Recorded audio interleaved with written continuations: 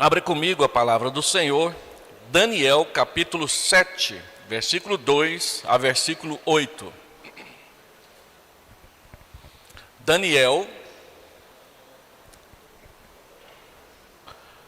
capítulo 7, verso 2 a verso 8. A palavra do Senhor diz: falou Daniel e disse: eu estava olhando durante a minha visão da noite, e eis que os quatro ventos do céu agitavam o mar grande, o mar Mediterrâneo. Quatro animais grandes, diferentes uns dos outros, subiam do mar. O primeiro era como leão e tinha asas de águia. Enquanto eu olhava, foram-lhe arrancadas as asas, foi levantado da terra e posto em 2 pés como homem, e lhe foi dada mente de homem. Continuei olhando, e eis aqui o segundo animal, semelhante a um urso, o qual se levantou sobre um dos seus lados, na boca, entre os dentes, trazia 3 costelas, e lhe diziam: levanta-te, devora muita carne. Depois disso, continuei olhando, e eis aqui outro, semelhante a um leopardo.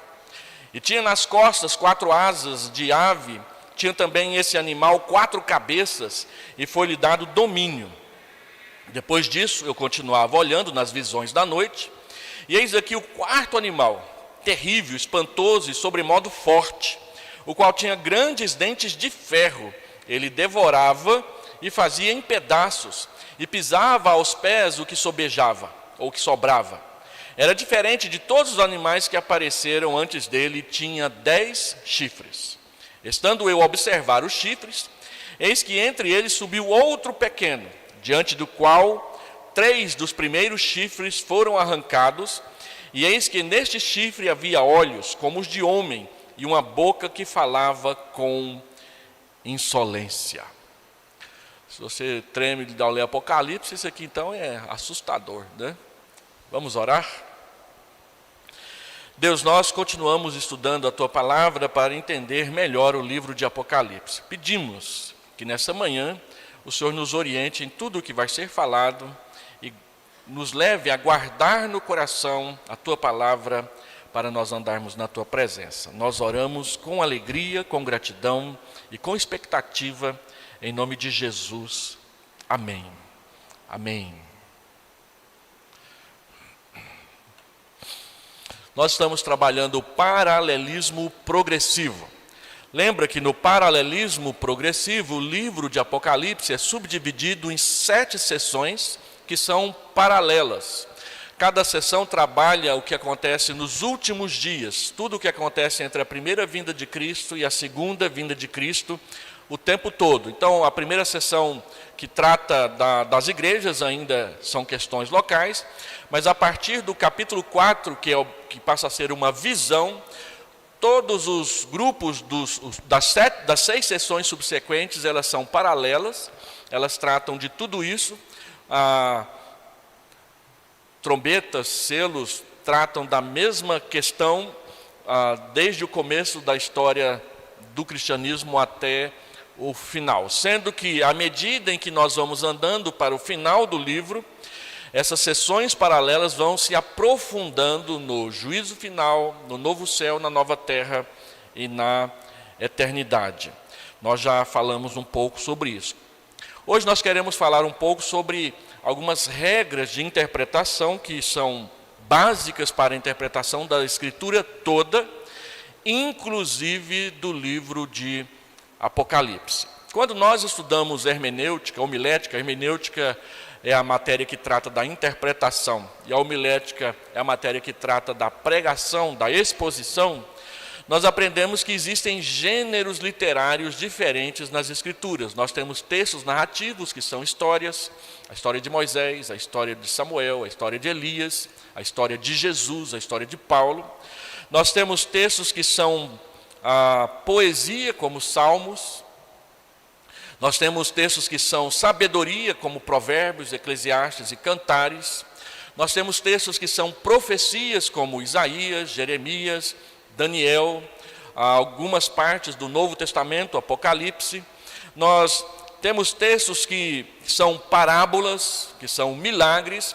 E para cada tipo de texto diferente, existem algumas aproximações, algumas características específicas que nos ajudam a entender melhor esses estilos literários. Com o livro de Apocalipse não é diferente. Nós precisamos entender, em primeiro lugar, que nós estamos tratando de uma literatura. E que essa literatura tem precedentes. É chamada de apocalíptica. A apocalíptica já aparece em Daniel. Esse texto que nós lemos aqui é um exemplo de apocalíptica. É um texto profético, é um texto que trata de futuro também, que usa símbolos, urso, leopardo, um leão que tem asas, mas que tudo isso não são animais que existiram de verdade só nos livros de fantasia, Senhor dos Anéis e essas coisas aí, né? Guerra nas Estrelas, essas coisas aí, mas que tratam a respeito de situações e questões do tempo de Daniel, assim como o livro de Apocalipse também trata de questões do seu tempo. Então nós abrimos essa nossa aula de hoje afirmando que o livro de Apocalipse ele é baseado em acontecimentos contemporâneos, ou seja, em acontecimentos da sua época. Ele está cravado, ele está preso, ele está conectado ao que está acontecendo ao redor de João nesse período em que ele está exilado na ilha de Patmos. Então, esses acontecimentos contemporâneos, os quais João e seus leitores conheciam bem, e em direta e especial revelação da mente dos propósitos de Deus, tudo isso precisa ser cuidadosamente considerado e corretamente interpretado se nós queremos entender, obedecer e usufruir ou experimentar, degustar adequadamente o ensinamento do livro de Apocalipse. Então, como temos feito todas as semanas, seguindo a estrutura do livro do Dr. William Hendrickson, ele também trabalha 3 pontos nesse capítulo, que é o último capítulo introdutório. A partir do próximo domingo nós já começamos a trabalhar as sessões paralelas do livro de Apocalipse. Então, em primeiro lugar, ele diz que é necessário observar o pano de fundo contemporâneo. A história ali do Império Romano e a igreja crescendo dentro do Império Romano que a persegue. Ao fazê-lo, então nós precisamos interpretar à luz dos eventos contemporâneos da escrita do livro de Apocalipse. Jamais conseguiremos entender o livro de Apocalipse, a menos que nós o interpretemos à luz dos eventos da sua própria época. Devemos sempre perguntar como os primeiros leitores que leram o livro do Apocalipse o entenderam, para depois nós pensarmos em como nós, 21 séculos depois, devemos entendê-lo também. Devemos fazer uma tentativa honesta de apreciar as condições e as circunstâncias das quais surgiram as profecias narradas e escritas nesse livro. O Apocalipse tem o propósito imediato de fortalecer o coração hesitante dos crentes perseguidos do primeiro século depois de Cristo. Ele não foi escrito para assustar, ele não foi escrito para tocar o terror nas igrejas. Nossa, dragões, selos, relâmpagos, trovões, ai que medo, né? Ele não foi escrito com esse propósito, ele foi escrito com o propósito oposto, de consolar, de trazer refrigério, de trazer um descanso em meio à tribulação das perseguições que as igrejas estavam vivendo naquele período. E nós vamos perceber que o livro está repleto de referências a eventos e circunstâncias contemporâneas. Na verdade, esse livro tem uma mensagem para hoje, mas jamais seremos capazes de entender o que o Espírito diz às igrejas, que é repetido várias vezes aqui na abertura do livro, o que o Espírito diz às igrejas de hoje, se não usarmos um critério de interpretação que seja saudável para nos aproximar do livro. A menos que primeiro estudemos as necessidades, as circunstâncias específicas das 7 igrejas da Ásia, tal como elas existiram no primeiro século, não conseguiremos fazer isso. Então, nós começamos dizendo que o livro está repleto de referências a eventos, a circunstâncias contemporâneas. É evidente que o Apocalipse está repleto dessas referências. Os crentes estavam sendo severa e duramente perseguidos. O seu sangue estava sendo derramado. Você vai ver isso no capítulo 6, versículo 10, no capítulo 7, versículo 14, no capítulo 16, versículo 6, 17, versículo 6 e também no capítulo 19, verso 2, onde é dito que há uma perseguição em curso na época em que João está escrevendo o seu livro. Alguns estavam presos em sombrios calabouços ou viviam sob ameaças. Capítulo 6, versículo 8. Capítulo 7, versículo 16 diz que há ameaças contra o povo de Deus daquela época. Alguns foram lançados às feras, você lê isso no capítulo 6, versículo 8. Muitos foram decapitados, capítulo 20, versículo 4. Em Pérgamo, João chega a mencionar o nome de Antipas, que foi morto por causa da sua fé. Ele foi morto naquela época, não é alguém do futuro, é alguém daquela época em que o livro foi escrito, capítulo 2, versículo 13. João havia sido banido para a ilha de Patmos, capítulo 1, versículo 9. Ele tem as suas visões do Apocalipse, quando ele mesmo estava banido, exilado por um decreto imperial ali na ilha de Patmos, nas ilhas gregas. O governo romano estimulava a perseguição. Seu imperador cultuado, porque César dizia ser Deus, então havia o culto ao imperador, e quando alguém dizia que não cultuava o imperador, mas cultuava somente a Cristo, o Senhor, havia um estímulo para que essa pessoa fosse presa, fosse maltratada e ocasionalmente poderia vir a ser morta por causa da sua fé.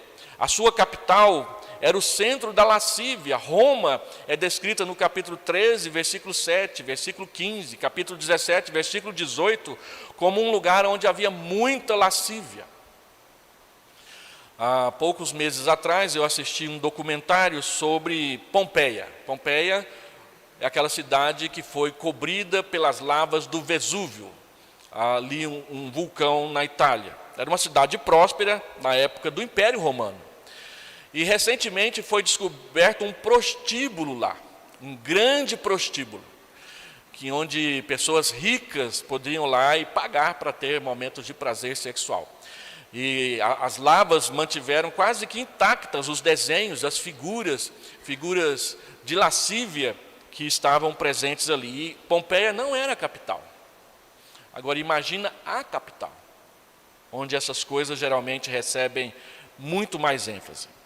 Não obstante tudo isso, João mostra que verdadeiros crentes faziam a luz de Cristo brilhar nas trevas da superstição, da descrença.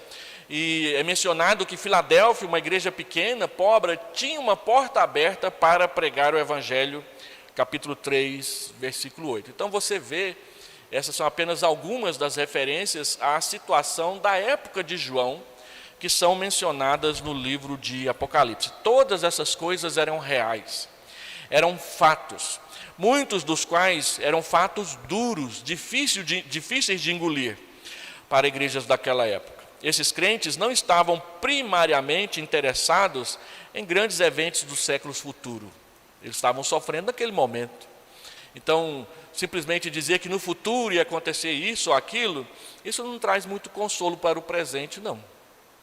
Eles precisavam de algo que mostrasse a ação de Cristo a seu favor no presente. Assim como nós hoje, nós precisamos de perceber a ação de Cristo a nosso favor no presente, para que a nossa fé seja mais equilibrada.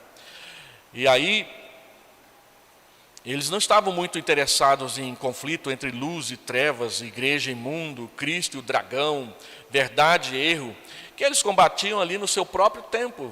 Eles não estavam pensando que isso só ia acontecer no futuro, eles já estavam presenciando esse tipo de coisa no tempo deles. Então o Apocalipse é uma resposta às necessidades gritantes dos crentes que são perseguidos, que são feridos, que são afligidos por causa da sua fé. Assim, em terceiro lugar dentro dessa primeira parte, o Apocalipse fala de forças constantemente operando na história do mundo. O dragão, o anticristo, os perseguidores da igreja estão operando no mundo desde sempre. Não é uma coisa só para o futuro. Embora que no Brasil haja uma relativa liberdade de culto, a liberdade de expressão já está indo para o beleléu, mas Tem lugares no mundo que você não pode falar nada. E se você falar algo que seja contrário ao governo totalitário desse país, seja ele religioso, como no muçulmanismo, ou seja ele marxista, como na China, que é um marxismo materialista, falou mal do governo, você está preso. Mostrou que o cristianismo e os seus valores morais são mais importantes do que os valores que eles pisam a rodo por aí, então que somente os interesses particulares deles valem. Na época do Império Romano também era assim. O imperador tinha os seus interesses e quem era contrário pagava, muitas vezes com a própria vida. Essas coisas. Então, dizer que o Apocalipse fala de forças constantemente operantes na história do mundo não significa que a visão de João se limitava a coisas dentro do seu mesmo horizonte histórico. Não, se aplica para nós que vivemos no futuro deles, mas que ainda não vivemos no fim de todas as coisas, conforme a palavra ensina. Devemos nos lembrar que o real autor do livro não é o apóstolo João. O real autor do livro é o Espírito Santo. É ele quem está falando à igreja através do seu servo. Então é o Deus onisciente. Como nós temos visto nas aulas anteriores, nas exposições anteriores, esse livro ele perpassa toda a dispensação da graça e se presta a nós assim como aos crentes do primeiro século. Ele falou para eles e nós cremos que ele está falando conosco e para nós também. Agora, o livro foi ocasionado pelas necessidades e pelos sofrimentos dos cristãos do primeiro século, não dos nossos, à primeira vista. Está definitivamente fundado, o livro está definitivamente fundado em eventos e circunstâncias que são contemporâneas a João e nós precisamos interpretar em harmonia com isso, senão nós falharemos. De fato, ele fala de forças constantemente operantes na história do mundo. Por exemplo, a besta, mas discute isso em termos que são expressivos para a forma contemporânea nas quais as forças se manifestavam. Por exemplo, Roma. A besta, que não é simplesmente uma pessoa ou um ser único, mas é um sistema que ele usa esse ser mítico para ilustrá-lo, mas que cabe na vida social, econômica, política do Império Romano, que tinha a sua sede ali na sua capital, em Roma, naquele período. Então, as coisas que são ditas sobre o poder político daquela época, cabem sim também sobre o poder político da nossa época, quando esse poder político quer competir com Deus no que diz respeito à autoridade. E aí nós temos a sétima proposição. Eu disse que são 10, mas parece que são 9. E a sétima, ele diz o seguinte, William Hendrickson: o Apocalipse está fundado nos eventos e circunstâncias contemporâneos. Seus símbolos devem ser interpretados à luz das condições que prevaleciam quando o livro foi escrito. Então nós precisamos conhecer um pouco do que foi a vida da igreja no Império Romano. Segundo, a necessidade de ter em vista o contexto geral da Escritura. Nós olhamos para o livro do Apocalipse dentro da história, mas também nós temos que olhar para o livro do Apocalipse dentro da Escritura. Ele deve ser interpretado à luz da Escritura. Nós não devemos interpretar a Escritura à luz do Apocalipse. Nós temos que interpretar o Apocalipse, que é uma parte, à luz de todo o resto das Escrituras. E aí você vai encontrar similaridades, você vai encontrar contrastes, você vai encontrar textos paralelos, você vai encontrar temas afins nos demais livros da Escritura Sagrada. A nossa primeira proposição nessa segunda parte é que o pano de fundo da interpretação é a Escritura toda. Eu não posso interpretar a Escritura toda com base na leitura que eu faço de Apocalipse 20, verso 5, que fala do milênio. E viveram e reinaram por 1000 anos. E aí eu vou procurar esses 1000 anos na Escritura inteira. E interpreto toda a Escritura com base nessa única afirmação de um versículo, ou 2 versículos, que é o 4 e o 5, do capítulo 20. Não, tem que ser o oposto. Eu tenho que interpretar essa afirmação sobre o milênio à luz de tudo que a Escritura diz a respeito das últimas coisas. Não o contrário. Nós costumamos muitas vezes partir do particular para o geral, mas muitas vezes, e o correto é interpretar o particular à luz do geral e não forçar o geral a servir ao particular, porque nós vamos criar mais dificuldades interpretativas do que solucionar os problemas que a gente encontrou nessa leitura. Então devemos interpretar esse livro à luz do seu pano de fundo. É estranho, entretanto, que os mesmos intérpretes que insistem fortemente nisso falham em fazer plena justiça a exatamente esse princípio. Tudo quanto é intérprete da Bíblia fala, nós precisamos interpretar o texto à luz do contexto. E constantemente a gente vê o contexto sendo interpretado à luz do texto. Até nós presbiterianos fazemos isso de vez em quando e a gente tem que morder a língua. Eles, ao que parece, veem apenas a superfície, aquilo que está sendo dito ali à primeira vista, eventos e circunstâncias contemporâneos, mas há também um subsolo. O Apocalipse ele faz parte da Bíblia toda, do Antigo e do Novo Testamento. O Apocalipse está firmemente arraigado nesse subsolo.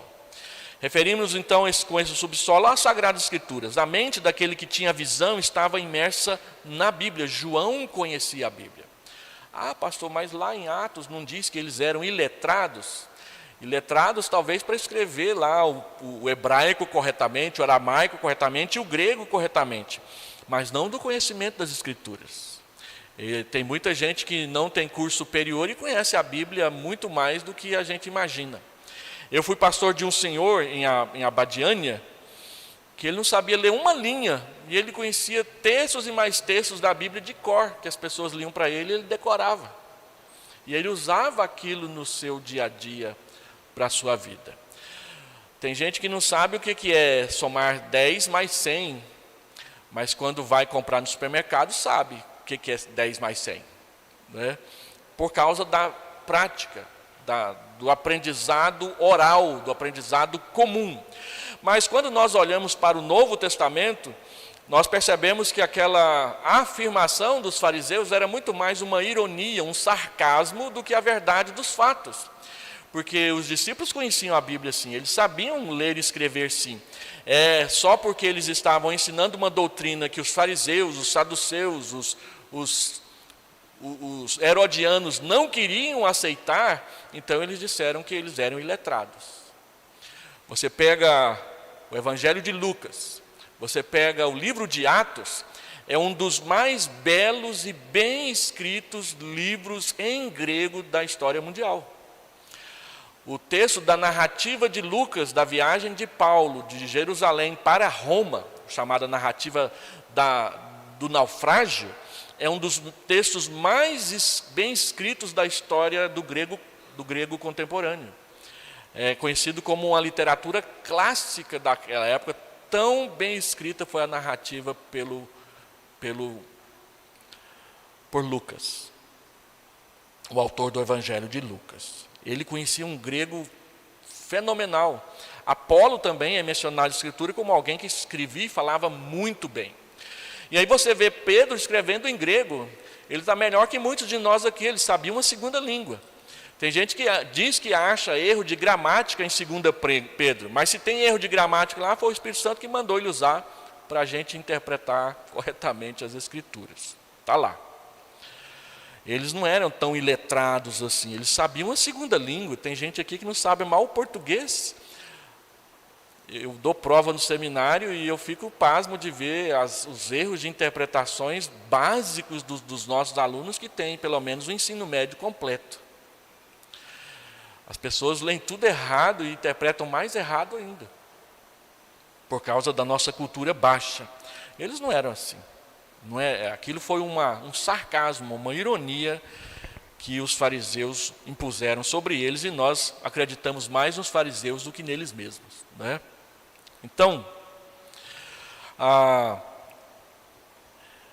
João conhecia as Escrituras, conhecia com fartura. Você observa isso lendo o próprio livro de Apocalipse. Ele não só conhecia, como ele procurava viver de acordo com as Escrituras sagradas.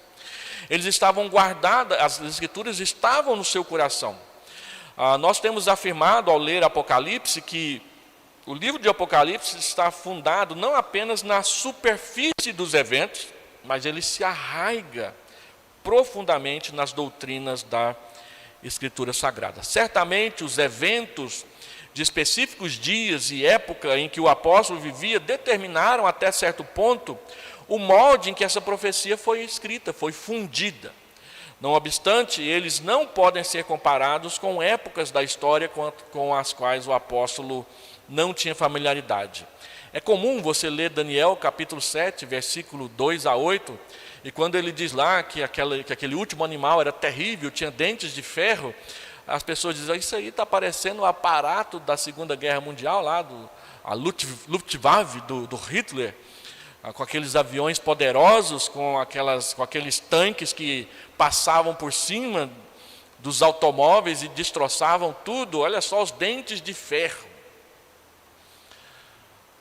Uai, essa guerra que começou ontem, não tem dente de ferro não? Então, se a gente for ficar dando nomes para os bois assim, nós vamos perder de vista o princípio e vamos, em vez de encontrar consolo na palavra de Deus, nós vamos ficar morrendo de medo. Vou ficar fugindo de guerra em guerra, o mais longe que eu puder, com medo dela chegar até nós. Então, não é bem assim. É preciso ver o que está por trás em toda a Escritura para que eles entendam. E aí um modelo, um exemplo interessante é exatamente esse que nós mencionamos aqui. Você compara Apocalipse 13, de 1 a 10, com o texto que nós lemos no começo de Daniel, capítulo 7, do verso 2 a 8. Apocalipse 13, 1 a 10. Vi emergir do mar uma besta. Os animais de Daniel emergem do mar. Que tinha 10 chifres, um daqueles animais tinha 10 chifres, 7 cabeças, e sobre os chifres 10 diademas, e sobre as cabeças nomes de blasfêmia. A besta que vi era semelhante a um leopardo. Da onde que veio esse leopardo? Daniel 7. Com pés como de urso, olha só o Daniel 7 de novo, a boca de leão, lá era 4, aqui ele colocou tudo num só. E deu-lhe o dragão o poder. O seu trono era grande. Observe que a besta vem para exercer poder, como os animais de Daniel, capítulo 7. Não está falando de pessoas, está falando de impérios, está falando de sistemas de governo. Lhe deu grande autoridade. Então vi uma de suas cabeças como golpeada de morte, mas essa ferida mortal foi curada. E toda a terra se maravilhou seguindo a besta, e adoraram o dragão, porque deu a sua autoridade à besta, também adoraram a besta, dizendo, quem é semelhante à besta? Quem pode pelejar contra ela? Foi-lhe dado uma boca que proferia arrogâncias e blasfêmias, e autoridade para agir 42 meses, ou 2 anos e meio.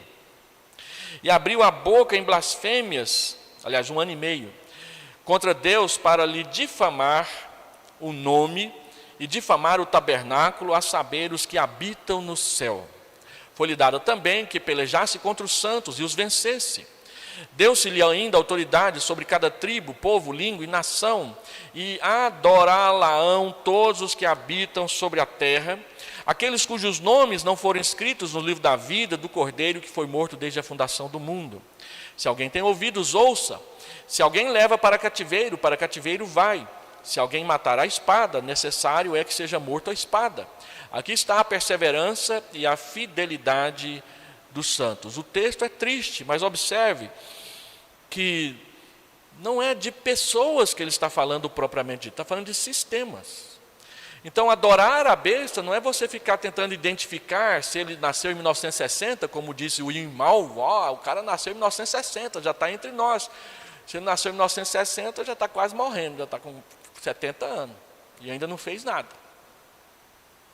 Mas eu me lembro que na década de 80, na época da minha conversão, esses livros pulavam para tudo quanto é lado, sendo publicados em português. Não, ele já nasceu em 1960, nasceu em 1965, nasceu ali, vai chegar aqui, e nada. Os borboletas azuis lá em Pernambuco foram para a beirada de um monte, vestido de azul. Jesus vai chegar, e cadê Jesus que não chegou? E cadê os borboletas azuis? E assim vai.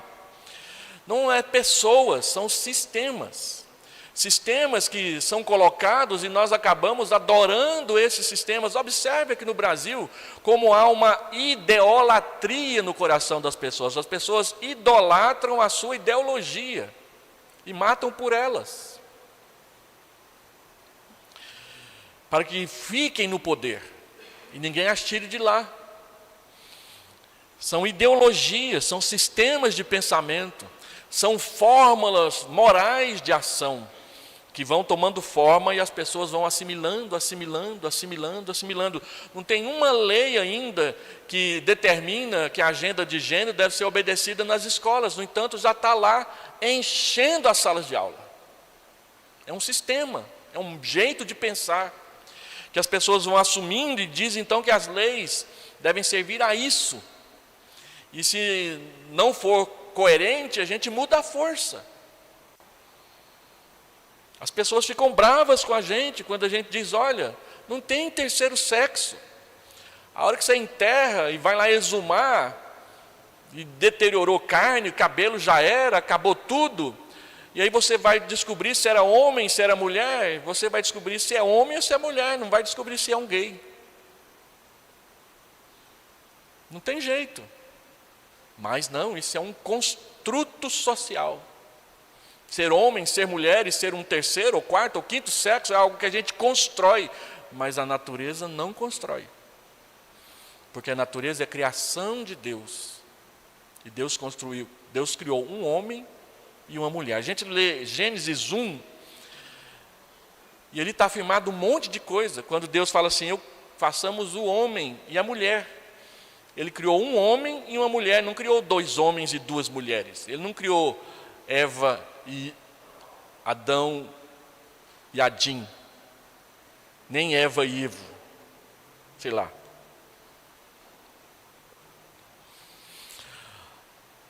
Não, Deus não criou 2 homens e 2 mulheres para que houvesse troca de casais. Ele criou um homem e uma mulher. A monogamia estava estabelecida desde o começo. Essa semana a gente viu o absurdo de um pastor chegar lá no plenário do Congresso e dizer, olha só, família disfuncional, olha Abraão, olha Jacó, olha Isaac, é disfuncional. E Deus aceitou aquilo. Onde que na Bíblia diz que Deus aceitou aquela confusão de Abraão? A Bíblia diz que Deus falou para ele, você está arrumando confusão por não obedecer. E aí a Bíblia gasta um tempo falando do sofrimento de Abraão, da sua mulher que deu a outra e depois ficou dizendo, está vendo aí que você está me afrontando, mas não foi você que mandou deitar com ela. Jacó, vendo lá a briga das suas mulheres para ver quem é que levava ele para a cama de noite, a Bíblia gasta 4, 5, 6 capítulos com essa discussão, mostrando o tanto que isso foi ruim para eles. A Bíblia mostra, sem rodeios, a bobagem que Davi fez por ter 7 esposas e mais um monte de concubina. E Salomão, a Bíblia diz claramente, foi aquele monte de mulher que fez ele virar idólatra. Onde que a Bíblia diz que a família tem que ser disfuncional? Só na cabeça desse pastor que eu acho que não lê a Bíblia. Então, quando você lê as Escrituras, você observa que não é simplesmente pessoas que estão à vista, mas sistemas. Sistemas de vida, sistemas de escolha, sistemas de padrão de conduta que as pessoas idolatram. E depois essas coisas os escravizam. E aí elas estão diante do juiz que julga todas as coisas. Assim, olhando esse exemplo, comparando Apocalipse 13 com Daniel 7, em ambos os casos, os mesmos animais são mencionados, leopardo, leão, urso. Ainda que Daniel, eles ocorram separadamente, enquanto que no Apocalipse é um só, mas os nomes estão lá, a ideia, o conceito está lá. Assim, o último nos oferece uma figura composta da besta. E como um leopardo com pés de urso e boca de leão. Em Daniel, essas bestas, leão, urso, leopardo, e o anônimo, que nem descobre que bicho que é, indicam não reis, mas reinos, impérios que surgem em oposição ao povo de Deus, referem-se ao poder mundial em 4 fases sucessivas de manifestação. Assim, o que é mais lógico do que inferir que a besta composta do Apocalipse também não tem o mesmo significado e se refira ao poder anticristão, aos movimentos de perseguição anticristã em sucessivas fases e incorporações. É melhor, é mais bíblico, é mais harmonioso entender assim, do que ficar tentando observar o Jornal Nacional, que anda numa descredibilidade terrível ultimamente, para saber quem é quem. Antigamente lá em casa a gente assistia o Jornal Nacional toda noite. Meu pai era igual aquele senhor lá, o pai do Zezé de Camargo e Luciano, que queria dizer boa noite para o Cid Moreira. Meu pai, não, o Cid Moreira é um cara respeitável, tem que dizer boa noite para ele. Meu pai falava isso também. E a gente assistia aquilo lá, acreditava em tudo. Aí, de repente, surge um canal diferente, com a ênfase diferente.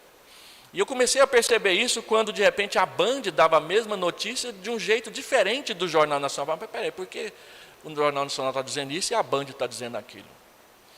Aí vem as redes sociais, de repente você vê o oposto. O oposto. E aí você começa a perceber que tem prisma, tem ponto de vista. E que o ponto de vista governa a notícia no nosso país ultimamente. É claro que na rede social também é um ponto de vista. Só que na rede social é dito que é um ponto de vista. O Jornal Nacional diz que é a verdade dos fatos. Aí você assiste o Fantástico, que é uma cria do Jornal Nacional, que diz que o homem surgiu na água, de um vibrião. É a verdade dos fatos? Se o Cid Moreira está certo, então meu pastor está errado, coitado dele. É um pobre coitado, eu só falo aqui, não falo lá no canal. Não, meus irmãos, nós temos que entender que são sistemas.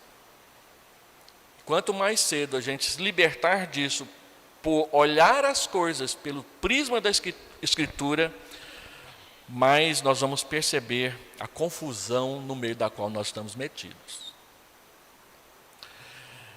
Então, nós observamos que a respeito dessa besta, nós lemos que 5 de suas cabeças estavam caídas, quando o apóstolo recebeu a visão. Uma ergueu-se por si naquela hora, a saber, a 6ª. A outra ainda não tinha chegado, capítulo 17, verso 10. Não fica claro agora, na base de uma comparação com o livro de Daniel, que as cabeças da besta composta do Apocalipse devem indicar impérios nos quais o poder perseguidor da igreja sucessivamente se incorpora. Eu já li os camaradas dizendo, não, esses 10 chifres aqui é o Nerva, é o Cláudio, é o Nero, é o Calígula, e ia dando nome para os caras, porque o Nerva sofreu um atentado, porque o Calígula era o pior deles, e aí depois querem fazer isso com o mercado comum europeu. Eu me lembro na década de 90, quando o mercado comum europeu era 9 e virou 10, olha aí, o chifre da besta do Apocalípio. Aí quando a Grécia entrou, virou 11, cadê o chifre da besta do Apocalipse? Agora já tem mais. Depois que houve o colapso da União Soviética, mais nações europeias entraram no mercado comum europeu. Tem até o Mercosul, que é o mercado comum da América do Sul. Tem o mercado comum dos Estados Unidos e o México, que quebrou o México, mas ninguém quer saber disso, né? E aí vai. Agora o nosso presidente aí quer fazer um mercado comum com a China. Olha onde nós vamos parar. É desse jeito. Mas não é isso. Toda vez que a gente sai dando esses nomes, forçando o livro, a gente dá com os burros na água. Por exemplo, a antiga Babilônia, a Assíria, o Império Grego Macedônico, Roma.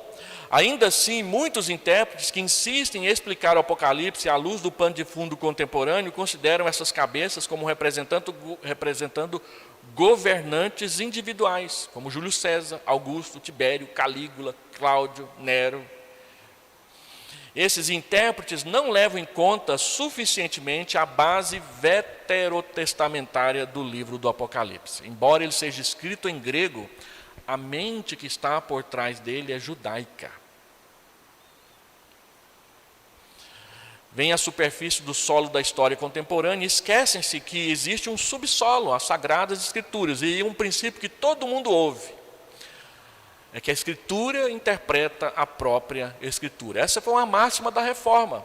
Nós usamos a própria Bíblia para interpretar a Bíblia. E isso nos leva a 4 questões. A primeira delas, devemos fazer justiça ao contexto imediato no qual a passagem ocorre. Isso é geralmente esquecido pelas pessoas. A menos que interpretemos os diversos símbolos em harmonia com o contexto no qual ele ocorre, jamais veremos a maravilhosa unidade orgânica que caracteriza o livro. Se eu for ficar olhando pedacinho por pedacinho, eu não percebo o paralelo que existe entre as partes no livro de Apocalipse. E aí nós perdemos o fio da meada do entendimento do livro. Segundo, a Escritura interpreta a própria Escritura, as passagens paralelas devem ser consultadas.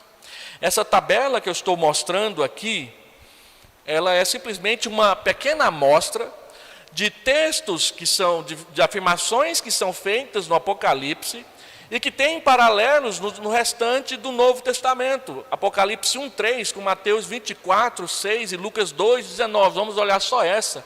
O resto depois vocês separam as 2 horas em casa e conferem uma por uma. Olha lá, Apocalipse 1:3. Logo na abertura do livro.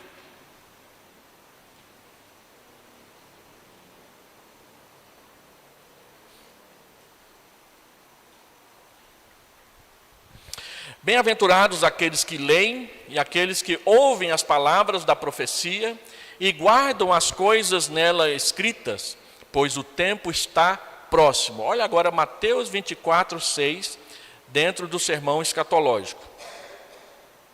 Mateus 24:6. E certamente ouvireis falar de guerras e rumores de guerras, vede, não vos assusteis, porque é necessário assim acontecer, mas ainda não é o fim.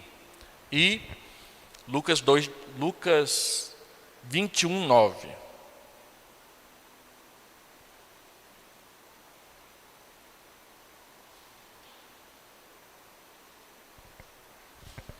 Quando ouvirdes falar de guerra e revoluções, não vos assusteis, pois é necessário que primeiro aconteçam essas coisas, mas o fim será logo. Apocalipse 1:3 diz que eles estão se aproximando. Então você observa que tem afirmações semelhantes, parecidas, algumas vezes idênticas, quase que é uma citação uma da outra. E você vai observar isso nessa lista, que não é completa, mas que é só uma amostra de tudo que você vai encontrar de paralelo ou de cognato ou parecido em outros textos das Escrituras. A palavra que eu estava tentando lembrar é correlacionado. Quando nós estudamos a Escritura, nós aprendemos a fazer correlação, ou seja, esse texto que eu estou trabalhando tem relação com o outro. Por exemplo, hoje, se ouvirdes a sua voz, não endureçais o vosso coração, lá em Hebreus. É uma citação do Salmo. Que o Salmo 95 é uma menção ao que aconteceu em Massá e Meribá. Então, não endurecer o coração lá em Hebreus é uma referência a não endurecer o coração do Salmo. E não endurecer o coração no Salmo é lembrar o que aconteceu em Massá e Meribá, que foi contenda e confusão com Deus, por não obedecer ao seu mandamento. São textos semelhantes. Isso acontece com o Apocalipse. O Apocalipse usa figuras, usa expressões, usa palavras que aparecem em outros lugares no Evangelho de João e também nos demais livros do Novo Testamento. E aqui tem uma lista só para você brincar em casa mais tarde. Tenho certeza que você vai ter um grande exercício espiritual. É mais importante você observar as paralelas que ocorrem no próprio Apocalipse. Quando, por exemplo, interpretamos Apocalipse 20 à luz do seu, em certos aspectos, paralelo, Apocalipse 12, o significado se torna muito mais claro. Apocalipse 20, falando do milênio, é um paralelo de Apocalipse 12. E no Apocalipse 12 não fala de milênio, fala de outras coisas. Então é importante você ir olhando os paralelos para que você não tire conclusões apressadas. A questão referente à prisão do diabo, mencionada no Apocalipse 20, também é mencionada no Apocalipse 12. E aí você percebe que as dúvidas que Apocalipse 20 geram, Apocalipse 12 ajudam a resolver. Já abre uma porta. Há passagens paralelas também que ocorrem em outros livros do Novo Testamento. Nós já mostramos algumas exposições atrás de afirmações do Apocalipse que aparecem no Evangelho de João. Lembra que foi João que escreveu o Apocalipse e o Evangelho. E também as 3 cartas. Há paralelos nessa questão aí. Outras estão nos sinóticos. Entre as mais marcantes passagens paralelas do Novo Testamento, nós mostramos essas aqui. Você pode conferir depois uma por uma em casa. Está aí. Se você precisar desse material, é só me pedir que eu te envio. Sem nenhum custo adicional. Está certo? A Escritura interpreta a Escritura. O Apocalipse está imerso nos pensamentos e figuras do Antigo Testamento. Várias figuras que aparecem no livro de Apocalipse aparecem também no Antigo Testamento. Você não sabe porque você não lê. Se eu perguntar aqui, quantos já leram a Bíblia inteira? Uma vez. Né? Você acha que uma vez dá para decorar tudo? Eu estou na minha 35ª leitura, tem hora que eu falo assim, nossa, nunca tinha lido isso, já tinha lido 35 vezes. Tem sempre coisas novas para a gente ver. Então aqui mostra que expressões do livro de Apocalipse já ocorreram em outros lugares. A descrição do Filho do Homem, a própria expressão Filho do Homem, ela aparece a primeira vez na Bíblia em Daniel. Quando Jesus fala o Filho do Homem, aí a gente tem que ir lá em Daniel para saber por que tem um Filho do Homem em Daniel. E Jesus se apropria dessa expressão para falar que é Ele. Aparece lá em Daniel 7, Daniel 10, Ezequiel 1, Ezequiel 43. No capítulo 2, note as expressões árvore da vida, paraíso de Deus, Balaão, Balaque, Jezabel, vara de ferro. Você vê essas expressões e esses nomes no Antigo Testamento. Lá no Antigo Testamento conta a história de Balaão. E você conhece a história de Balaão. Lá no Antigo Testamento tem a história do Balaque, tem a história de Jezabel. Ele escreve para a carta e diz, essa mulher que chama Jezabel aí na igreja. Talvez nem chamasse Jezabel, mas se comportava como Jezabel se comportava. Como que Jezabel se comportava? Era uma filhinha de papai, que não sabia ouvir não. Então se ela queria uma vinha e o cara não queria vender, ela matava o cara e pegava a vinha para ela de graça. E ainda matava o cara. Era Jezabel. Tem uma igreja lá das 7 igrejas, tinha uma mulher desse tipo na igreja. Será que a gente tem uma aqui assim? Que se o pastor falar o contrário do que ela diz, ela começa a campanha para botar ele para correr? Que essa é o que essa Jezabel fazia lá nas 7 cartas do Apocalipse. Ela queria controlar a liderança da igreja. Por motivos sensuais. Ainda tem mais essa.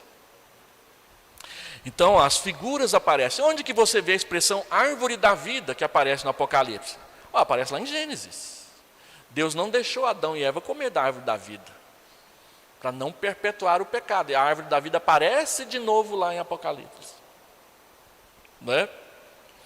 O livro da vida, a chave de Davi, capítulo 3, Êxodo 32, Salmo 69, Malaquias 3, Isaías 22, essa expressão aparece lá.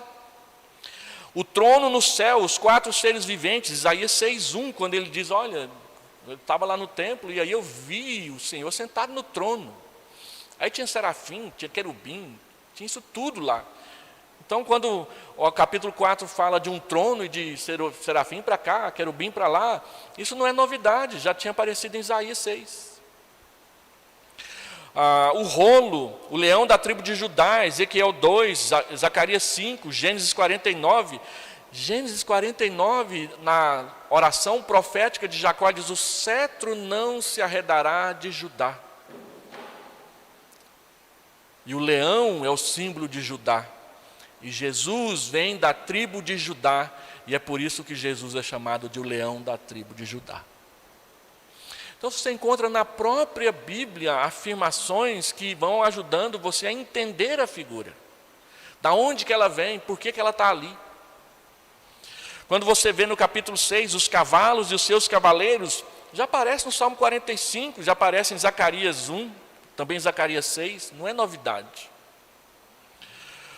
Quando você vai para o capítulo 7, vê os servos de Deus, os selados na fronte, as bênçãos dos redimidos, Isaías 49, Isaías 25, Jeremias 20, Ezequiel 34, menciona esses aí. No capítulo 8 e 9, as trombetas de juízo, Êxodo 7, as pragas.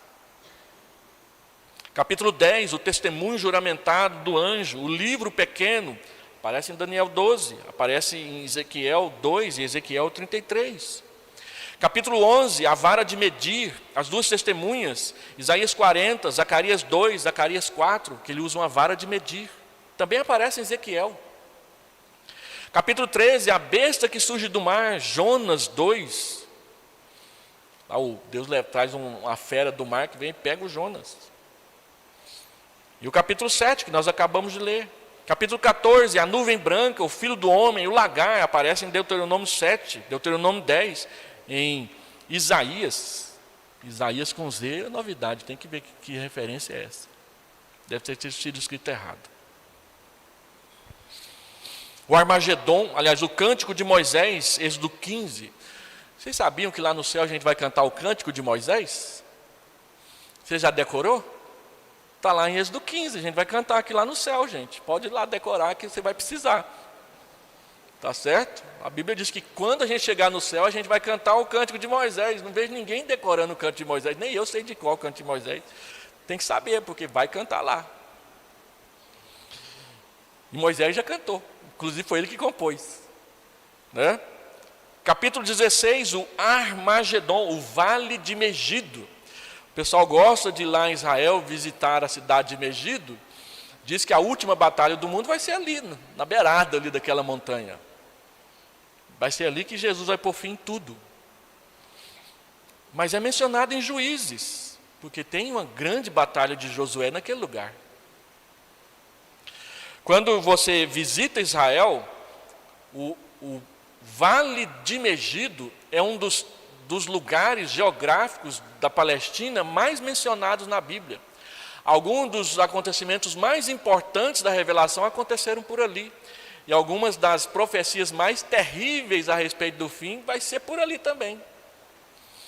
O Vale de Megido. Então, quando você tiver um dinheirinho sobrando e for lá em Jerusalém, subir lá para ver as ruínas de Megido, olha para o vale. Muita coisa bíblica aconteceu naquele lugar. Ou vai pela internet, como eu não tenho dinheiro para ir, ou fico olhando lá pelo Google Earth mesmo. Né? A queda da Babilônia, capítulos 17 e 19, Isaías 13, Jeremias 25, Daniel 2, tudo mencionado. O convite para os pastores vir comer a carne das pessoas, está tudo lá.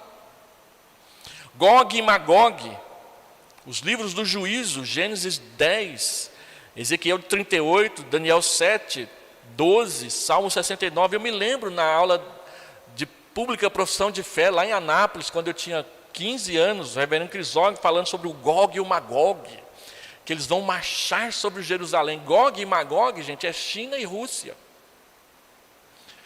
E ele contando lá como é que estavam se preparando para a guerra do Armagedon.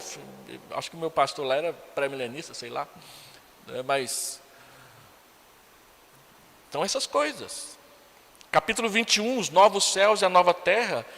Isaías já menciona isso no capítulo 65. O novo céu e a nova terra. Ele descreve o novo céu e a nova terra em Isaías 66. Ezequiel 48 fala a mesma coisa, quando ele mede a cidade santa. O reverendo Eber, nas palestras dele sobre o novo céu e a nova terra, ele diz, olha, eu não tenho dificuldade nenhuma de acreditar que essa nova Jerusalém aqui, que o Ezequiel está medindo, vai acontecer. Sabe qual que é o tamanho da nova Jerusalém?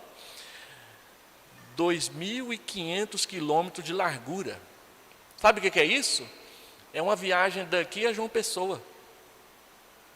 Isso vai ser o tamanho da nova Jerusalém, se for literal o que está escrito em Ezequiel 48. Você vai andar muito dentro da Nova Jerusalém, viu? Vai ter muito lugar turístico para você visitar. O rio das águas da vida e a árvore da vida, Gênesis 2, Ezequiel 47, tudo lá. Tudo isso aqui é para mostrar que o livro de Apocalipse está inserido nas Escrituras. E a própria Escritura que nos dá as imagens, os símbolos, os subsídios para nós lermos o livro e tirarmos conclusões que abençoam o povo de Deus.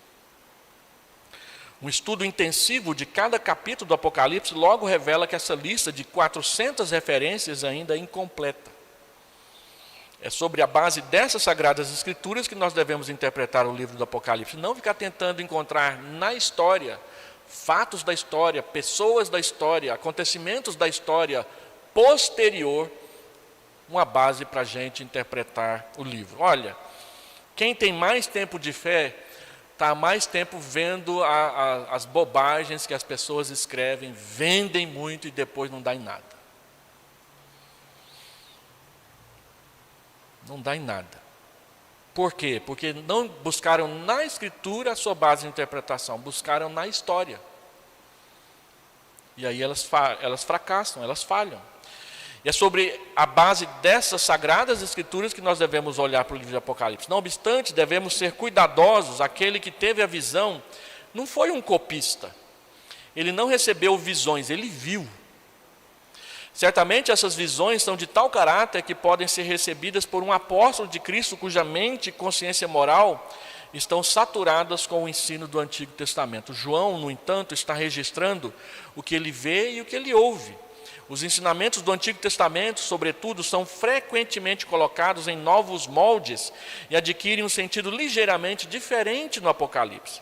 Se isso é verdadeiro ou não, num certo caso, é determinado pelo contexto imediato que nós precisamos conhecer. E por último, quarto lugar, aqui está as tabelas que eu dei para vocês.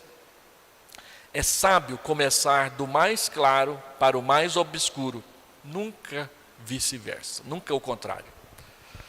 A gente sempre começa do mais fácil para o mais difícil, nunca do mais difícil para o mais fácil. Lá no seminário nós temos uma matéria que chama PPR, Prática de Pregação. Eu dou a primeira e o reverendo Saulo dá as outras 4.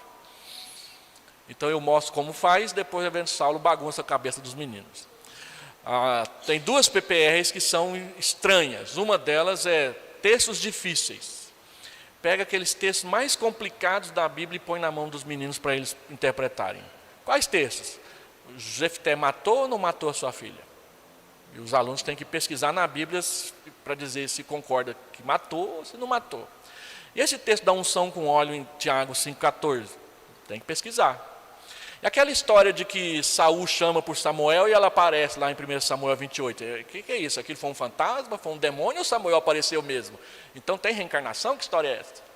Então os meninos têm que se virar para pesquisar a Bíblia e trazer um sermão coerente, um sermão de domingo à noite, que o povo vai ouvir e voltar para casa edificado. E eles sofrem, viu? Eles andam essas bibliotecas todas que aparecem por aí, consultam todos os pastores, já pregou nesse texto, como é que foi, como é que é a experiência, essas coisas todas. E o outro é o tal do sermão bomba. Estamos aqui na inauguração da loja para vender Ford carro, e está aqui o nosso pastor aqui, ó, ele vai trazer um sermão para nós agora. E você tem que fazer um sermão ali 2 segundos e pregar. Isso acontece muito, eu passo por isso o tempo todo. O pastor Hélio está por aqui, vai pregar para nós. Outro dia, lá em Pires do Rio, aconteceu isso comigo. Fui lá visitar a congregação, do nada, o reverendo Silvio disse, o pastor Hélio está aqui, vai pregar para nós. Eu estava lá, fazer o quê, né? Sermão bomba. Ainda bem que era a visita a uma congregação, não era a inauguração de uma loja de automóveis. E a gente tem história para contar, e a gente vive. Já passei por isso inúmeras vezes. No entanto, o que eu quero dizer é que a gente sempre começa do mais fácil para o mais difícil. Quando eu estava aqui na primeira igreja, em 2008, já estava na equipe pastoral desde 2002, mas em 2008 o reverendo Joey me trouxe para a sede. Ele tirou férias, o reverendo Milton estava conduzindo a liturgia do culto, a igreja estava lotada, eu estava só com a camisa polo branca, e aí o celular da Venda do Milton tocou lá no púlpito. Vocês já viram o celular do pastor tocar aqui no púlpito? Tocou, e ele atendeu, na hora da liturgia em andamento. E o povo da igreja começou, que estranho, o pastor atendendo o celular na hora do culto. A irmã dele tinha acabado de falecer. Os irmãos que conhecem a história vendo Milton, a irmã dele ficou 26 anos em coma, por causa de um acidente, um atropelamento. E nesse dia, ela faleceu, na hora do culto, e ele ia pregar, e aí ele atendeu o celular e saiu. E eu pensei assim, vou pregar hoje. Passou um pouco, chegou o diácono, pastor Milton está te chamando lá fora, traz sua Bíblia. Fui lá e preguei. Aí alguém comentou assim, se alguém duvidava que o pastor ia dar conta de pastorear essa igreja, acabou. Porque eu fui lá e preguei normalmente. Eu já tinha 8 anos de experiência pastoral, não dou conta de fazer um sermão. Agora eu vou pregar num culto como esse, um sermão que eu não tenho na cabeça? Eu fui lá e preguei um que já estava aqui. Do mais fácil para o mais difícil. É assim que funciona. Você começa com aquilo que você sabe, não com aquilo que você não sabe. Porque se eu fosse pregar um texto novo lá na hora, certamente eles iam mandar no dia seguinte embora, não era alguns anos depois, não.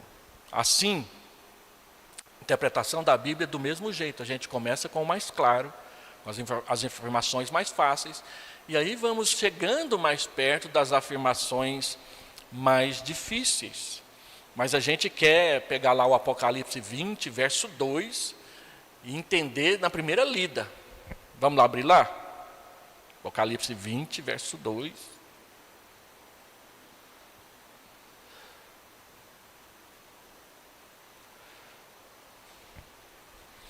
Ele segurou o dragão, a antiga serpente, que é o diabo, Satanás, e o prendeu por 1000 anos. 1000 anos o quê? Então tem gente achando que Jesus vem para reinar 1000 anos literais aqui na terra.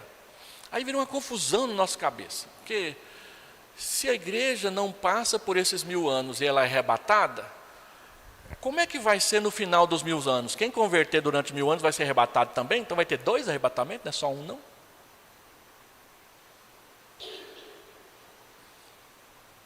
Quem assiste Deixados para Trás fica com essa pergunta na cabeça. Porque quem é deixados para trás é deixado para viver os 1000 anos com Jesus reinando. Por que Jesus tem que reinar 1000 anos? Porque tem que mostrar o governo justo na terra. Mas ele vai mostrar isso na eternidade inteira. Então, o que acontece? Nós pegamos esses 1000 anos e interpretamos a Bíblia inteira ao redor deles. Não, nós temos que pegar esses 1000 anos e interpretar eles ao redor da Bíblia inteira. Nós entendemos que 1000 anos aqui é uma figura, é um dos símbolos do Apocalipse. De um período completo, de um período inteiro. E é interessante que o texto diz que a igreja já reina nesse 1000 anos. Então o milênio já está acontecendo. Mas espera aí. Se Cristo está reinando, por que tem essa bandidagem toda aí, mandando ver, matando, sepultando, queimando, derretendo as pessoas? O fato de ter crimes e criminalidade não quer dizer que Cristo não reina. Ele reina. E aqueles que desobedecem serão julgados no dia em que ele separou para isso. Então, aqui nós temos vários cidadãos. Nem todos aqui concordam com o governo do presidente Lula. Mas, no entanto, ele está lá, não está? Quando o Bolsonaro estava lá, tinha um montão de gente que detestava ele. No entanto, ele estava lá. Ele estava governando. Com aqueles que concordavam com ele e com aqueles que não concordavam com ele. Também é assim o reino de Cristo. No entanto, quando o juízo final chegar, e ele é final, aí depois disso não tem mais essa situação que a gente vive hoje, esse dualismo. Não terá mais. Vai ser um rei e um povo por toda a eternidade. Agora, 1000 anos só aparece aqui no verso 2, depois é repetido no verso 5. Mais nada. E aí eu fico caçando milênio na Bíblia inteira. Cansei de ler livros de pré-milenistas que ficam achando o milênio em tudo quanto é curva de afirmação dos evangelhos de Mateus. Não é assim. que funciona. Nós temos que interpretar o mais difícil à luz do mais fácil, e não o mais fácil à luz do mais difícil. Toda regra de interpretação começa desse jeito. Assim, a nossa proposição número 8, o Apocalipse é fundado nas Escrituras, deveria ser interpretado em harmonia com os ensinamentos de toda a Bíblia. Nós precisamos entender que o livro do Apocalipse está fundamentado, a sua origem, na mente de Deus. É uma revelação, é de lá que nós vamos tirar. E a proposição número 9, e aqui no livro ela vem rapidinho assim mesmo, eu não estou correndo não, tá? Apocalipse é fundado na mente, na revelação de Deus. Deus em Cristo é o autor real, e esse livro tem o propósito de Deus concernente à história da igreja. Essas 9 proposições, eu havia dito que são 10, mas são 9, são a base para nós entendermos o que nós chamamos de interpretação do paralelismo progressivo aplicada no livro de Apocalipse. A partir de domingo que vem, a gente vai trabalhar os blocos do livro todo. São 7 blocos, então são 7 lições. Algumas nós vamos subdividir em 2, porque vão ficar grandes, e vocês sabem que eu falo demais, né? Então, nós chegamos hoje na exposição 6, nós vamos até 15. E aí a gente vai dar uma olhada no Apocalipse. Não vamos ficar olhando pormenores, mas nós vamos olhar o geral com base nessas 9